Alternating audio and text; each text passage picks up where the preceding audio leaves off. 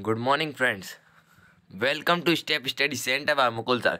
जैसा कि आपको मालूम है कि हम आने वाली परीक्षाएं जैसे मध्य प्रदेश पुलिस, मध्य प्रदेश लोक सेवा आयोग तथा पटवारी तथा अन्य प्रतियोगी परीक्षाएं जो मध्य प्रदेश सरकार द्वारा आयोजित कराई जाती हैं के लिए कक्षाएं चला रहे हैं। इसमें आने वाली जितने भी प्रश्न आते हैं मध्य प्रदेश सामान्य ज्ञान से, वो सारे क्वेश्चन यहाँ आपको देखने को मिल जाएंगे। बस आपको इस चैनल को लाइक करते जाना है, शेयर करते जाना है और सब्सक्राइब करते जाना है। ठीक ना? तो यहाँ कितनी अच्छी बात कही गई है, शिखर तक पहुंचने के लिए ताकत जरूरी है। शिखर तक पहुंचने के लिए ताकत जरूरी है, चाहे वह एवरेस्ट हो या पेशे का शिखर। समझ में आया ना?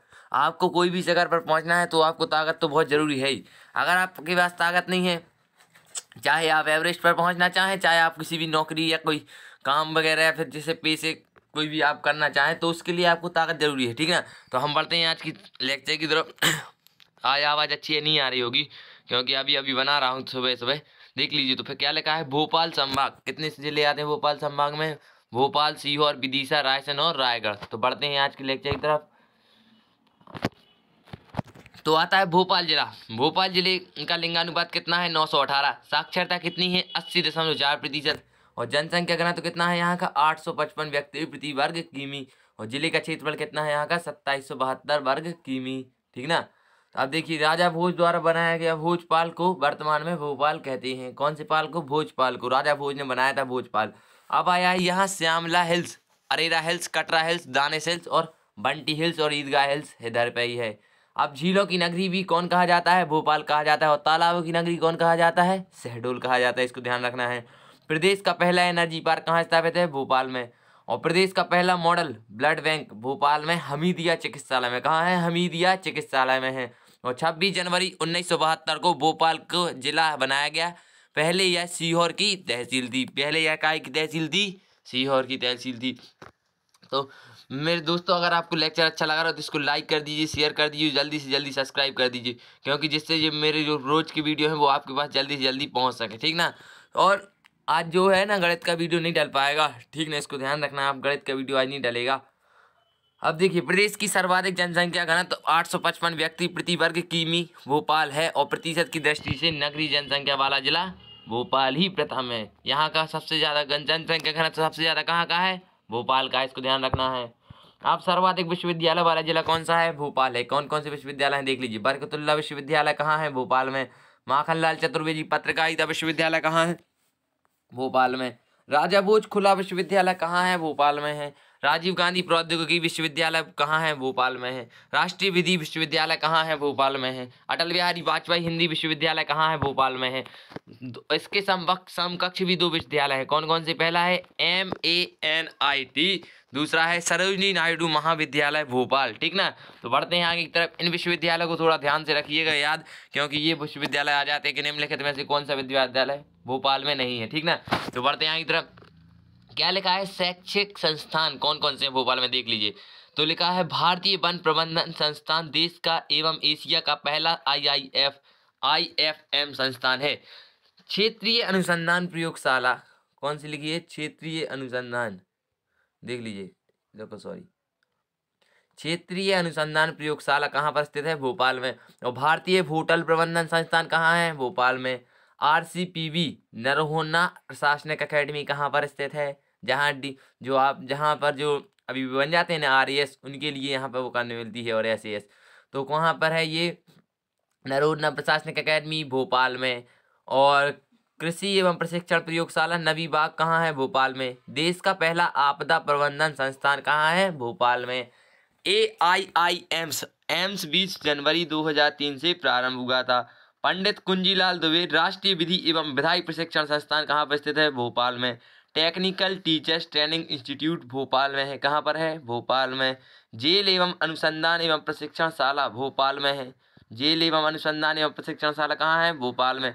क्षेत्रीय विज्ञान केंद्र कहाँ पर स्थित है? भोपाल में।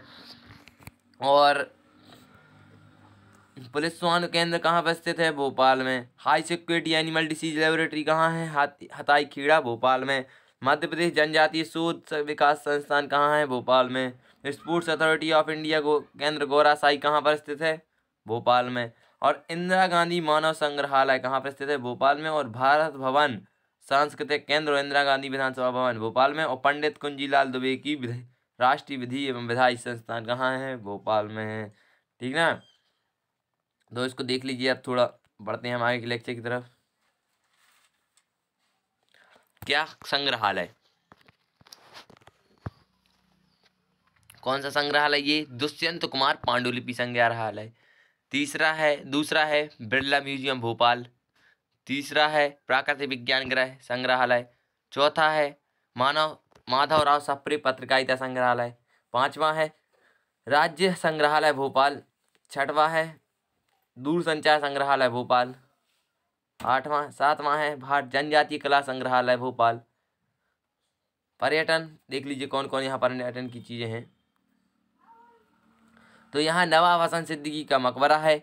सबसे बड़ी मस्जिद ताजुल मस्जिद और सबसे छोटी मस्जिद 2.5 अक्षर मस्जिद कहाँ पर स्थित है? भोपाल में है। क्वेश्चन आ जाता है सबसे बड़ी मस्जिद और सबसे छोटी मस्जिद कहाँ है? तो सबसे बड़ी मस्जिद ताजुल मस्जिद भोपाल में और सबसे छोटी मस्जिद 2.5 अक्षर भोपाल में ही है। 2.5 सीढ़ी भोपाल में ही है। वन विहार राष्ट्रीय उद्यान देख लीजिए यहाँ, वन विहार राष्ट्रीय उद्यान, गौहर महल एवं ताजमहल। सर्प उद्यान, सर्प है, सर्प जी जानते हो, सांप। प्रदेश का पहला सांपों के लिए उद्यान बनाया गया, वो प्रदेश का पहला उद्यान है और प्रदेश का पहला उद्यान। और आकार गुड़िया घर, इस्लाम नगर का किला, कमला पार्क और मछली घर। ठीक ना, अब देखिए यहाँ वास्तुकार चार्ल्स कोरिया ने क्या क्या बनाया था, इनको विशेष ध्यान रख लीजिए थोड़ा। भारत माने मध्य प्रदेश में क्या क्या बना था। स्थापना भारत भवन स्थापना 1982। इंदिरा गांधी विधानसभा भवन, पर्यावास भवन, IIFM का भवन, गांधी मेडिकल कॉलेज भोपाल किसने बनाए थे? वास्तुकार चार्ल्स कोरिया ने 1992 में। तो देखते बढ़ते हैं आगे की तरफ। तो हाँ, उसमें लिखा है उद्योग BHEL ब्रिटेन के सहयोग से मैदा मिल रेल, कौन सी? ब्रिटेन के सहयोग से क्या लगाया गया है? ब्रिटेन के सहयोग से। और यहाँ पर मैदा मिल है और रेलवे कोच फैक्ट्री निशातपुरा है। कौन सी रेलवे कोच फैक्ट्री? निशातपुरा है। अब देखिए आते हैं अब सीहोर जिला की तरफ कि सीहोर जिला क्या है, यहाँ की साक्षरता कितनी है, लिंगानुपात कितना है, जनसंख्या घनत्व कितना है? 199 व्यक्ति प्रति वर्ग किलोमीटर है। लिंगानुपात 918 है। और साक्षरता 70.1% है और क्षेत्रफल 65.78 वर्ग किलोमीटर है। ठीक ना, तो अब इसमें आप देख लीजिए थोड़ा। सलकनपुर का देवी का मेला प्रसिद्ध है। सलकनपुर का देवी मेला प्रसिद्ध है। यहाँ पर बीजासेन देवी है। कौन सी देवी है? बीजासेन देवी है। अब आपसे पूछा जाएगा गिन्नौरगढ़ किले के तोते प्रसिद्ध हैं। क्या है? गिन्नौरगढ़ किले का तोता प्रसिद्ध है। अब वनोपज लघु वनोपज संघ के द्वारा जहाँ वनोपज द्वारा जड़ी बूटियों से विभिन्न उत्पाद त्रिफला तैयार किया जाता है। क्या तैयार किया जाता है? त्रिफला। अब आपको ये मालूम करना है त्रिफला कौन कौन से उत्पादों से तैयार किया जाता है। मुझे मालूम है, एक तो आंवला है, ठीक ना, एक हर्र है, एक आप बताना है, वो भी मुझे मालूम है लेकिन बता नहीं रहा हूँ मैं। पान गुलरिया बुधनी से अशोक के अभिलेख प्राप्त हैं। कौन से अभिलेख? पान गुलरिया बुधनी से अशोक के अभिलेख प्राप्त हैं। अब देखिए इसके बाद लिखा है आष्टा तहसील से पार्वती नदी निकली है। क्वेश्चन आ सकता है पार्वती नदी कहाँ से निकली है, तो आपको पता होना चाहिए आष्टा तहसील से। अब आप ये ध्यान रखना कि पार्वती नदी से कौन कौन से बांध बने हुए हैं, तो आप इसको जाके देखना क्या बने हैं। ठीक ना, अब देखिए बुधनी के माना सेट में रेलवे स्लीपर बनाए जाते हैं। क्या बनाया जाता है? बुधनी के माना में रेलवे स्लीपर बनाए जाते हैं। अब देखिए इसके बाद लिखा है भोपाल शुगर मिल्स कहाँ पर स्थित है? सीहोर में। पहले पता है भोपाल सीहोर में ही आता था, सीहोर जिला था, भोपाल पहले तहसील थी। ठीक ना, देश का पहला आवासीय खेल विद्यालय कहाँ स्थापित किया गया है? सीहोर में। ठीक ना, इसको ध्यान से रखते जाना है। कोलार नदी का उद्गम स्थल वाकोला जलाशय परियोजना यहीं पर स्थित है। सीहोर में कोलार नदी का उद्गम स्थल है और पार्वती नदी का उद्गम स्थल है और वाकोला जलाशय परियोजना कहाँ है? सीहोर में। अब देखिए तो ट्रैक्टर प्रशिक्षण एवं ट्रेनिंग सेंटर कहाँ है? बुधनी में। कहाँ है? बुधनी में। अब देखिए तो सारा मारू की गुफाएं पानगुलरिया गांव रेडी के पास है। सारा मारू की गुफाएं और पानगुलरिया कहाँ है? पानगुलरिया गांव रेडी के पास हैं। अब देखिए आगे की बात, इसमें लिखा है मुंगूस अधीन द्वारा निर्मित एक जामा मस्जिद है। मुंगूस अधीन द्वारा निर्मित एक जामा मस्जिद है। अब देख लीजिए थोड़ा इसको। शहीद चैन सिंह की छतरी कहाँ पर स्थित है? सीहोर जिले में। शहीद चैन सिंह की छतरी कहाँ पर स्थित है? सीहोर जिले में। अब देख लीजिए थोड़ा, चंद्रगुप्त विक्रमादित्य द्वारा गणेश मंदिर बनाया गया। चंद्रगुप्त विक्रमादित्य द्वारा गणेश मंदिर कहाँ बनाया गया था? सीहोर जिले में। थोड़ा इसको ध्यान रखते जाना है। अब आता है सीहोर का प्राचीन नाम सहपुर है। क्या है? सहपुर। सा हा पा में छोटू की और रा, सहपुर है। सीहोर का प्राचीन नाम सहपुर है। इसको भी विशेष ध्यान रख सकते हैं आप। अब बढ़ते हैं आगे की तरफ। विदिशा जिला, इसका आपको सबसे पहले तो ये क्वेश्चन आ सकता है, विदिशा जिले का प्राचीन नाम क्या है? तो आप बताइए एक बार पढ़कर।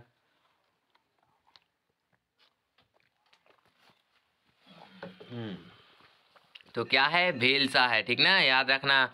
लिंगानुपात कितना है यहाँ का? 896। जनसंख्या घनत्व कितना है यहाँ का?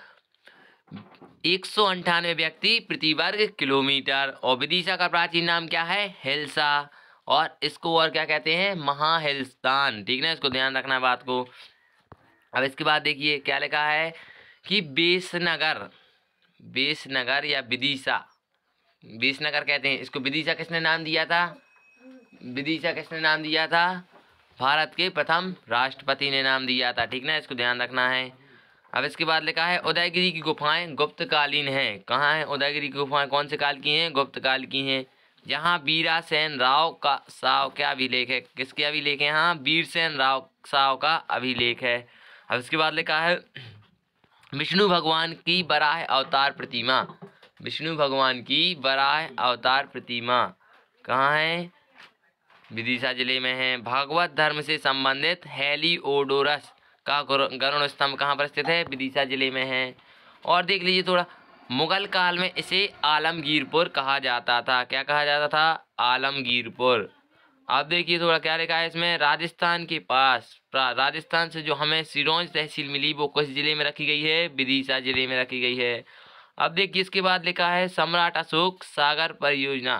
सम्राट अशोक सागर परियोजना हलाली डैम पर यहाँ बहुउद्देशीय परियोजना है। कौन सी परियोजना है? बहुउद्देशीय। कौन सी? सागर अशोक सम्राट अशोक परियोजना हलाली डैम पर है। चना उत्पादक जिला सम्राट अशोक की पत्नी महादेवी थी। चना उत्पादक जिला सम्राट अशोक की पत्नी महादेवी की ही थी। ठीक ना। अब इसके बाद आता है सिरोंज से सिंध नदी का उद्गम होता है। सिंधु एक अलग नदी है और एक सिंध एक अलग नदी, इसको विशेष ध्यान रखना है। सिंध नदी का उद्गम स्थल होता है।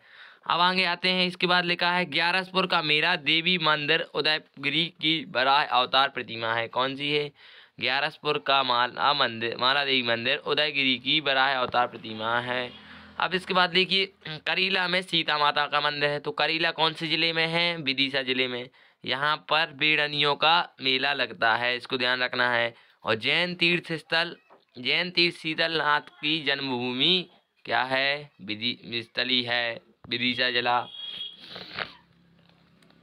अब गंजबसौदा कृषि विद्यालय खोला गया है। गंजबसौदा में कृषि विद्यालय खोला गया है, इसको ध्यान रखना है। उद्योग कौन कौन से हैं यहाँ पे? तो वनस्पति घी उद्योग है, मेटल है और प्लास्टिक पाइप उद्योग है और जीआई कटीले तार के उद्योग पाए जाते हैं। अब आते हैं हम रायगढ़ जिले में। क्या है राजगढ़ जिला? तो देख लीजिए लिंगानुपात यहाँ का कितना है? 956। साक्षरता कितनी है यहाँ की? 61.2%। और जनसंख्या घनत्व कितना है यहाँ का? 251 व्यक्ति प्रति वर्ग किलोमीटर। और जिले का क्षेत्रफल कितना है? 5153 वर्ग किलोमीटर। ठीक ना, अब इसको ध्यान रखिए। ब्यौरा में राष्ट्रीय राजमार्गों का चौराहा नरसिंहगढ़ अभ्यारण्य है। नरसिंहगढ़ का किला, इसको भी ध्यान रखना है। अब इसके बाद लिखा है राजगढ़ देश का पहला ऐसा जिला है जिसमें पृथक मानव विकास प्रतिवेदन प्रस्तुत किया है। कौन सा जिला है? पहला जिसने अपना पृथक मानव विकास प्रतिवेदन प्रस्तुत किया। अब इसके बाद लिखा है रानी रूपमती या राज बहादुर की मंजार। रानी रूपमती या राज बहादुर की मंजार सारंगपुर में है। कहाँ है? सारंगपुर में। अब देखिए यहाँ पे लिखा है चिड़ीखो का मालवा का कश्मीर कहा जाता है। चिड़ीखो का मालवा का कश्मीर कहा जाता है। क्वेश्चन आ सकता है मालवा का कश्मीर किसे कहा जाता है? तो चिड़ीखो को। ठीक ना। अब आते हैं हम रायसेन जिले की तरफ। ये हमारा आखिरी जिला है और इसके बाद संभाग खत्म हो जाएंगे, इसलिए आपको जितने लोगों को आप शेयर कर सके उतनों को कर दीजिए, क्योंकि वो भी पढ़ लें आपके साथ। तो लिंगानुपात कितना है इसका? 901। साक्षरता कितनी है यहाँ की? 73%। जनसंख्या घनत्व कितना है यहाँ का? 157 व्यक्ति प्रति वर्ग किलोमीटर। और जिले का क्षेत्रफल कितना है यहाँ का? 8466 वर्ग किलोमीटर। ठीक ना। अब रातापानी अभ्यारण्य प्रोजेक्ट टाइगर हेतु प्रस्तावित है। क्यों है रातापानी अभ्यारण्य प्रोजेक्ट टाइगर हेतु प्रस्तावित है? अब देखिए मृगेंद्रनाथ गुफा पाटलिपुत्रा के ऐतिहासिक कालीन है। मृगेंद्रनाथ गुफा पाटलिपुत्रा के ऐतिहासिक कालीन है। कहाँ है मृगेंद्रनाथ गुफा? पाटलिपुत्रा की ऐतिहासिक कालीन है। मंडीदीप औद्योगिक केंद्र है और मनगवा में प्रागैतिहासिक शैल चित्र हैं। मंडीदीप औद्योगिक केंद्र है और मनगवा में प्रागैतिहासिक शैल चित्र है। सांची को यूनेस्को द्वारा विश्व विरासत घोषित किया गया है, वो किस जिले में है? रायसेन में। प्राचीन न्याय का कड़ाई बौद्ध श्री पर्वत कहाँ पर स्थित है? रायसेन जिले में। साथ ही विश्व का सबसे बड़ा शैलाश्रय समूह भीमबेटका अब्दुल्लागंज में है। इसे विश्व विरासत में घोषित किया गया है। रायसेन जिले की कुछ बड़ा ग्राम में आचार्य रजनीश ओशो का जन्म हुआ था। रायसेन का किला, रातापानी अभ्यारण्य, फरीदुल्लाह की दरगाह यहाँ पर देखने योग्य है। हिंदुस्तान इलेक्ट्रोग्रेफाइट का एशिया की सबसे बड़ी फैक्ट्री है।